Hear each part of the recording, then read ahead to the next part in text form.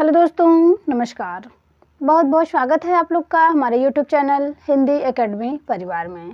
कैसे हैं आप लोग? आशा करते हूँ अच्छे होंगे, स्वस्थ होंगे और खूब मन लगा करके पढ़ाई कर रहे होंगे, अपने लक्ष्य के प्रति निरंतर आगे बढ़ते होंगे। तो दोस्तों, सबसे पहले आप लोग को प्रभु जय श्री राम के प्राण प्रतिष्ठा की हार्दिक शुभकामनाएँ व बधाई।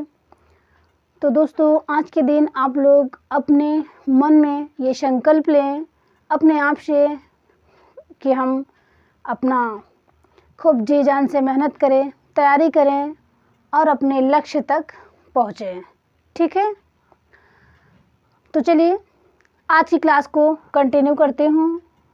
जो भी भाई बहन चैनल पे पहली बार हैं, चैनल को सब्सक्राइब कर लें, बेल आइकन प्रेस कर लें, जिससे हमारे वीडियोज़ की हर नोटिफिकेशन उन्हें मिल जाया करे। और दोस्तों, क्लास को शेयर किया करिए, जिससे और भी भाई बहन हमसे जुड़ पाएँ।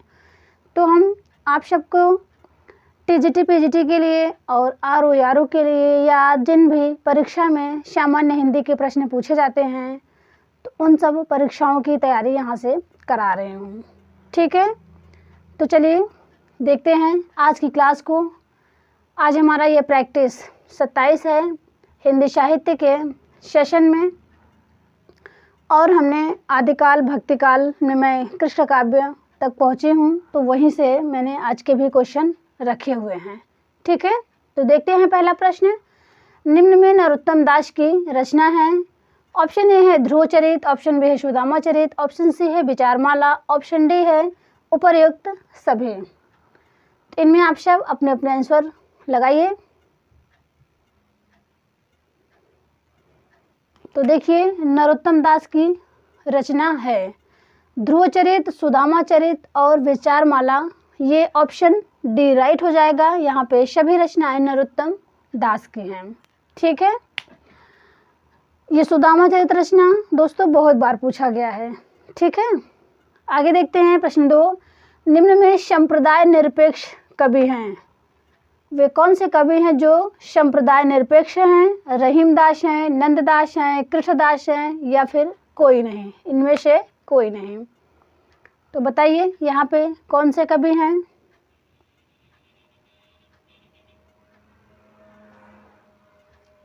तो देखिए, संप्रदाय निरपेक्ष का हो जाएंगे आपके रहीमदास। ठीक है? जिनका मूल नाम है अब्दुल रहीम खाने खाना। ठीक है? और दोस्तों, नंददास कि हमने बहुत सी रचनाओं को पढ़ा है, उनके तथ्यों को पढ़ा है।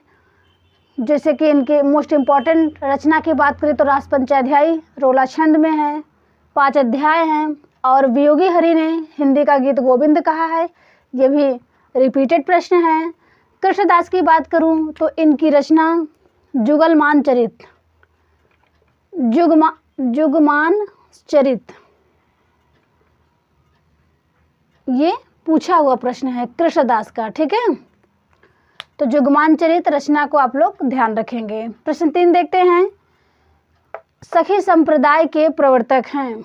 सखी संप्रदाय के प्रवर्तक हैं, ऑप्शंस हैं चैतन्य महाप्रभु, हित हरिवंश, विष्णु स्वामी, निम्बार्काचार्य।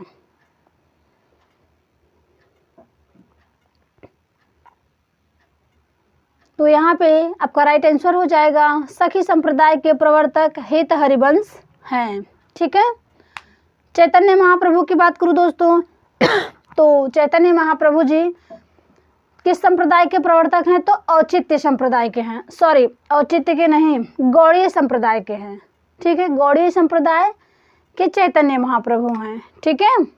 गौड़ीय संप्रदाय। निम्बार्काचार्य की बात करूं तो ये जो हैं ये सनकादिक संप्रदाय के हैं। सनकादिक संप्रदाय के निम्बार्काचार्य, और गौड़ीय संप्रदाय के चैतन्य महाप्रभु, और विष्णु स्वामी दोस्तों ये रुद्र संप्रदाय के प्रवर्तक हैं। ठीक है? रुद्र संप्रदाय। और सखी संप्रदाय के हित हरिवंश हैं। ठीक है? हमने औचित्य संप्रदाय नाम लिया तो ये भारतीय काव्य शास्त्र में हम पढ़ते हैं। औचित्य संप्रदाय के प्रवर्तक हैं क्षेमेंद्र। ठीक है? तो ध्यान रखेंगे, ये भी प्रश्न खूब पूछा जाता है। औचित्य संप्रदाय के प्रवर्तक हैं तो क्षेमेंद्र हैं। उज्ज्वल नीलमणि रचना के रचनाकार हैं। प्रश्न 4 है उज्ज्वल नीलमणि के रचनाकार हैं। ऑप्शन ए है रूप गोस्वामी, ऑप्शन बी है वल्लभाचार्य, ऑप्शन सी है नंददास, ऑप्शन डी है विष्णुदास।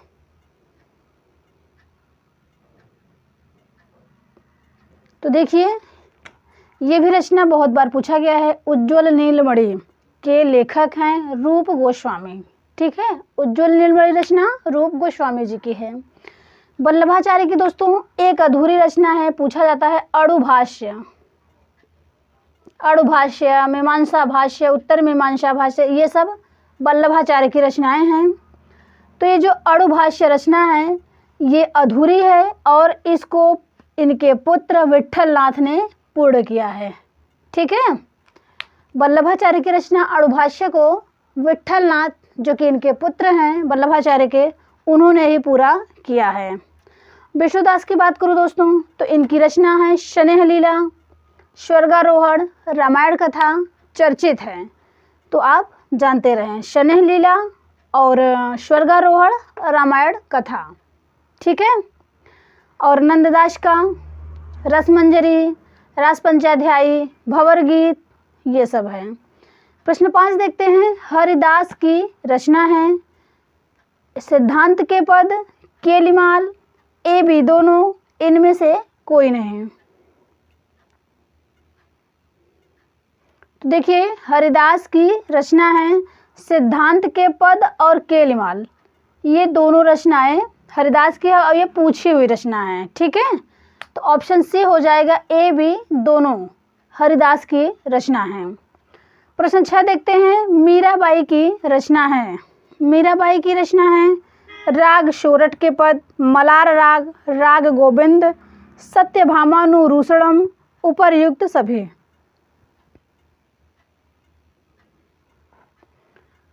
तो आप लोग अपने अपने आंसर लगाइए। और मीराबाई की भक्ति मैंने बताया है, ये मीराबाई की भक्ति माधुर्य भाव की है, सूरदास की सख्य भाव की है, तुलसीदास जी की दास्य भाव की है। ठीक है, मीराबाई के पति का नाम क्या है दोस्तों? तो भोजराज है। मीराबाई के पति का नाम भोजराज है, ये कुड़की इनका जन्म स्थान है। ठीक है, और मीराबाई के गुरु हैं रैदास। ठीक है, तो इनकी रचना है उपर्युक्त सभी, राग सोरठ के पद, मलार राग, राग गोविंद, सत्यभामानुरूषणम, ये सभी रचनाएं मीराबाई की हैं। प्रश्न 7 देखते हैं। और इनकी भाषा में राजस्थानी का छौक मिलता है, ये भी प्रश्न पूछा हुआ है। ठीक है, तो राजस्थानी मिश्रित ब्रज भाषा है इनकी भाषा मीराबाई जी की। प्रश्न 7 देखते हैं। रसखान की कौन सी रचना खंड काव्य है? रसखान की कौन सी रचना है जो कि एक खंड काव्य है? ऑप्शन ए है दान लीला है, अष्टयाम है, प्रेम वाटिका है, सुजान रसखान है।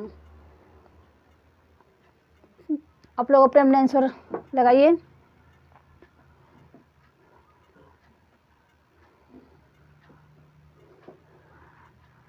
तो देखिए रसखान की रचना है ऑप्शन ए दान लीला।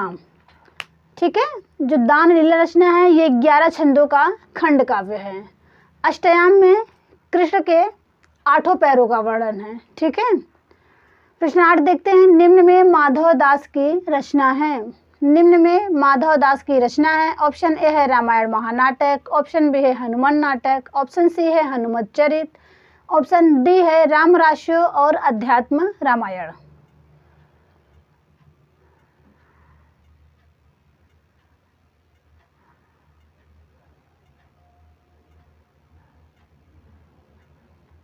तो देखिए माधव दास की रचना पूछा गया है, तो इसमें हो जाएगा राइट आंसर ऑप्शन डी, रामराशो और अध्यात्म रामायण, ये माधव दास की रचना है।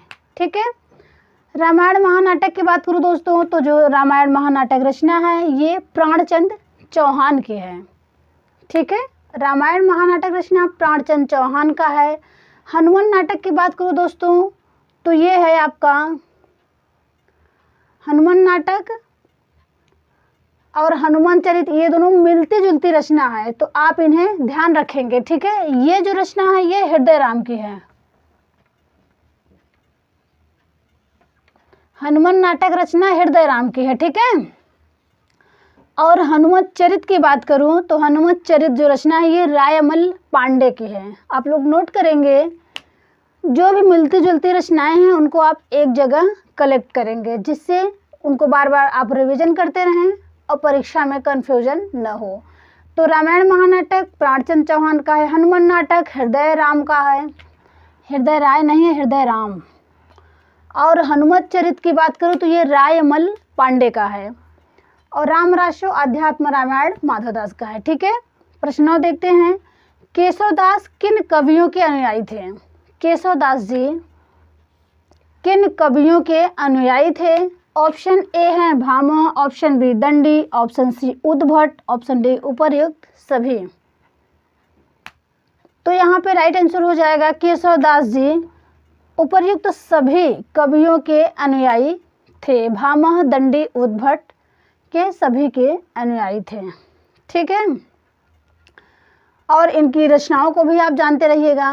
भामह की रचना काव्यालंकार भामह का है, और दंडी का काव्यादर्श जो कि काव्यशास्त्रीय ग्रंथ है, खूब पूछा जाता है, ठीक है। प्रश्न 10 देखते हैं, केशवदास किस संप्रदाय में दीक्षित थे? केशवदास किस संप्रदाय में दीक्षित थे? तो ऑप्शन ए है निम्बार्क संप्रदाय, ऑप्शन बी है स्त्री संप्रदाय, ऑप्शन डी है औचित्य संप्रदाय, ऑप्शन डी है गौड़ी संप्रदाय। तो देखिए, केशवदास जी निम्बार्क संप्रदाय में दीक्षित थे, ऑप्शन ए राइट है। श्री संप्रदाय दोस्तों किसका है? तो श्री संप्रदाय रामानुजाचार्य का है, ठीक है। औचित्य संप्रदाय अभी हमने इसके ऊपर बताया, औचित्य संप्रदाय के प्रवर्तक क्षेमेंद्र हैं, और गौड़ी संप्रदाय के प्रवर्तक कौन हैं? चैतन्य महाप्रभु, ठीक है। प्रश्न 11 देखते हैं, गुमान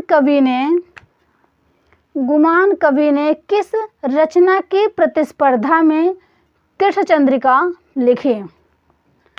गुमान कवि ने किस रचना की प्रतिस्पर्धा में कृष्ण चंद्रिका लिखी थी? तो ऑप्शन ए है कवि प्रिया, ऑप्शन बी है रामचंद्रिका, ऑप्शन सी है विज्ञान गीता, ऑप्शन डी है कोई नहीं। और दोस्तों यहाँ पे सभी रचनाएं किसकी हैं आप लोग जानते होंगे, तो ये सभी रचनाएं हैं केशवदास की। तो केशवदास की वो रचना है रामचंद्रिका, ठीक है। केशवदास की रामचंद्रिका रचना की प्रतिस्पर्धा में गुमान कवि ने कृष्ण चंद्रिका लिखा था। चलिए प्रश्न 12 देखते हैं, किस कवि का उपनाम वेदांती मिश्र था? किस कवि का उपनाम वेदांती मिश्र था? ऑप्शन ए है मतिराम, ऑप्शन बी है केशवदास, ऑप्शन सी है भूषण, और ऑप्शन डी है देव।